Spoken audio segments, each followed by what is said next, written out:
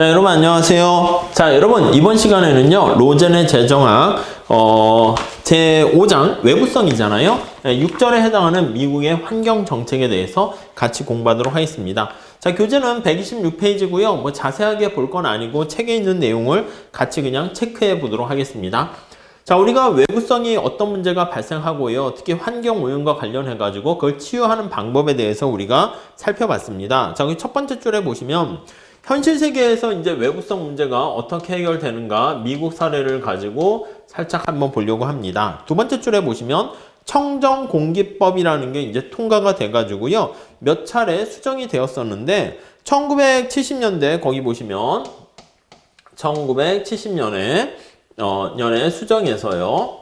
미국 얘기긴 합니다. 자, 거기 보니까 환경보호국이 EPA라고 되어 있습니다. 국가적으로 공기의 질에 대한 표준을 설정했습니다. 공기의 퀄리티에 대한 질의 표준을 설정해가지고 자, 이거를 지켜! 이렇게 얘기를 하게 되었단 말이죠. 표준을 설정했습니다. 의회는 그 표준이 국가 전역에 대해서 근데 이 표준이 국가 전역에 걸쳐서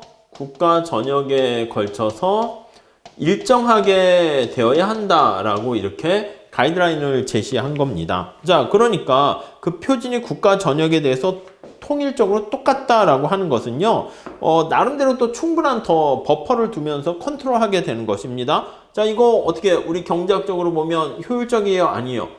당연히 아니죠. 전역에 대해서 일정하게 똑같이 설정하게 되는 것은 우리가 효율적이 아니다라는 것을 우리가 알 수가 있어요. 네, 수량을 통제하는 거랑 똑같은 결정이 되는 것이죠.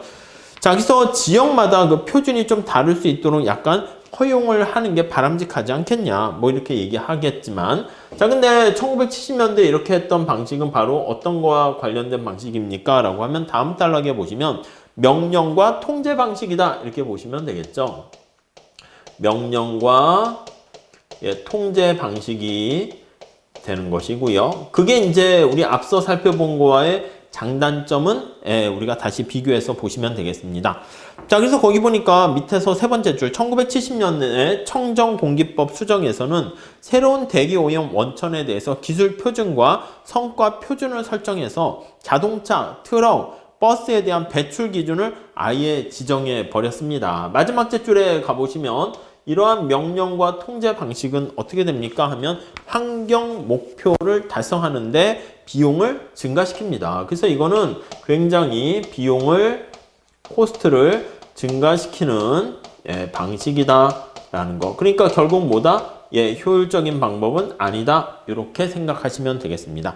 자, 127페이지 거기 두 번째 단락 보시면 아니, 야, 그러면 성과는 좀 있지 않았을까? 이거요. 나름대로 이렇게 좀 답답하게 융통성은 없지만 성과는 어땠을까? 그래서 이제 성과 측면에서 보면은 성과 측면에서 비교를 해보니까 네, 거기 세 번째 줄 나와 있네요. 비용은 알았어. 비용은 그냥 차치하고서라도 기록적으로 보면 성과 측면에서 보면 야, 이거 물음표인데 혼란스럽고 해석하기 어려운 것 같은데. 그러니까 성과가 보통 거기 보니까 환경 오염물질이 줄어들었어. 근데 알고 봤더니 이게 성과 측면에서 효과가 애매한 이유는 이게 오염물질과 관련된 환경과 관련된 법적인 규제 때문에 그런 건지 아니면 다음 줄에 나와 있듯이 오염물질을 줄이는 기술 진보 때문에 그런 건지 기술이 계속 발전하고 향상되고 있었잖아요. 알 수가 없는 거야. 그래서 거기 보시면은 공기청정법 때문인지 기술 때문에 그런 건지 잘 모르겠고 그리고 그 이전부터 점차 줄어들고 있었습니다. 그래서 이전부터 다른 요인 때문에 모르겠지만 감소하는 오염물질이 감소하는 추세였다는 것이죠. 이렇게 감소하는 추세가 벌어지고 있기 때문에 그런 측면에서 보면은 오케이, 뭐 이거 때문인 건 잘 모르겠다 이렇게 얘기를 하고 있습니다. 자, 그리고 두 번째 단락에 보시면 이미 공기청정법과 같은 명령 규제 방식이 비효율적이라는 것은 알겠고 그것이 효과 없을 것 같은 이유는 뭐냐라고 하면 규제가 규제 당국의 철저함에 의지한다는 거야. 그래서 그 다음 단락에 재미있는 표현이 있네요. 규제 당국이 정치적 압력 하에서 활동해야 된다는 정치적 압력에 뭐 이렇게 막 부딪혀야 된다는 측면에서 보면은 이런 것들 계속 법으로 통과시키기도 어렵게 된다라는 거. 배출 요금이라는 건 뭐예요? 거기 다음 줄 보시면 규제 당국의 철저한 감시에 의존하는 게 아니라 세금 징수원의 믿음직한 끈기에 의존한다라는 거 알 수가 있습니다. 극단적으로 명령 통제 방식은요, 우리가 봤을 때 아예 폐쇄 조치가 이제 가장 극단적인 방법인데, 야, 이렇게 환경 오염 물질은 폐쇄해, 이렇게 할 수 있는데, 그게 현실에선 사실 쉽지가 않다는 얘기가 거기 마지막 단락에 나와 있습니다. 거기 한번 볼게요. 두 번째 줄에. 자, 궁극적인 위험은 오염시설을 폐쇄하는 건데, 폐쇄라는 말 잘 보세요. 그렇지만 많은 경우 그런 폐쇄는 많은 근로자와 소비자에게 피해를 주고 또 혼란을 미칠 수 있어서 정치적으로 실행하기가 굉장히 어렵다라는 걸 알 수 있습니다. 그래서 세 줄 내려가 보시면요.